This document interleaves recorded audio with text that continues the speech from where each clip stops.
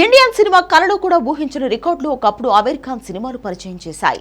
అప్పట్లో ఆయన సినిమా వచ్చిందంటే చాలు కొత్త రికార్డులు క్రియేట్ అయ్యేవి. సినిమా ఎలా ఉన్నా కూడా కలెక్షన్స్ మాత్రం భీభత్సంగా వచ్చేవి.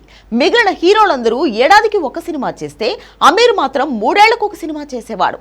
కానీ ఆ వచ్చిన సినిమాలతో కలెక్షన్ల సునామీ క్రియేట్ చేసేవాడు. 2001లో విడుదలైన లగాన్ సినిమాతోనే 80 కోట్లు అందుకున్నాడు ఈయన. ఆ తర్వాత గజనీ సినిమాతో ఇండియన్ సినిమాకు మొదటిసారి 100 కోట్లు పరిచయం చేశాడు. ఇక 3 ఇడియట్స్, పీకే, ధూమ్ 3 లాంటి సినిమాలు సరికొత్త రికార్డులు క్రియేట్ చేశాయి. ఎలాంటి హీరోయిన్స్ లేకుండా కేవలం ఎమోషనల్ ఎంటర్టైనర్ గా వచ్చిన దంగల్ ఏకంగా చైనా కలెక్షన్స్ తో కలిసి 2200 కోట్లు వసూలు చేసింది. దీన్ని బట్టి అమీర్ ఖాన్ మార్కెట్ ఏ స్థాయిలో ఉందో అర్థం చేసుకోవచ్చు.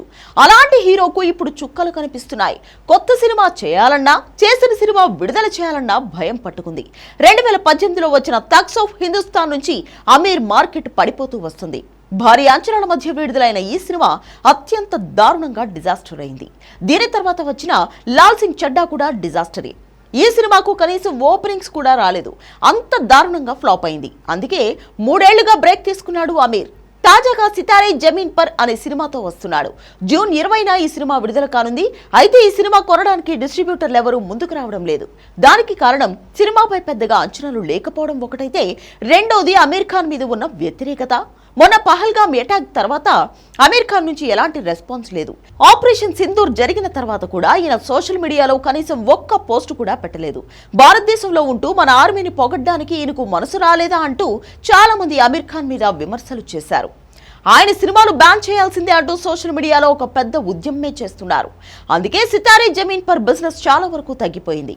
ఈ నేపథ్యంలోనే అమీర్ ఖాన్ కూడా సంచలన నిర్ణయం తీసుకున్నట్లు తెలుస్తోంది.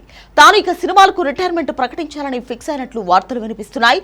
ఇలాంటి సమయంలో సినిమాలు చేసినా కూడా రెస్పాన్స్ లేకపోవడంతో అనవసరంగా ఉన్న మార్కెట్ కూడా పోయే వరకు ఆయన వెయిట్ చేయాలి అనుకోవడం లేదు. ప్రస్తుతం రజనీకాంత్ కూలీ సినిమాలో కీలక పాత్రలో నటిస్తున్నాడు అమీర్. ఇదే ఆయనకు చివరి సినిమా అయ్యే అవకాశం కూడా లేకపోలేదు. తన మీద వ్యతిరేకత మొత్తం పోయిన తర్వాత అప్పటి పరిస్థితులను బట్టి సినిమా చేయాలి అనుకుంటున్నాడు ఈయన. లేదంటే గౌరవంగా తప్పుకోవడం బెటర్ అని ఫిక్స్ అయ్యాడు అమీర్ ఖాన్.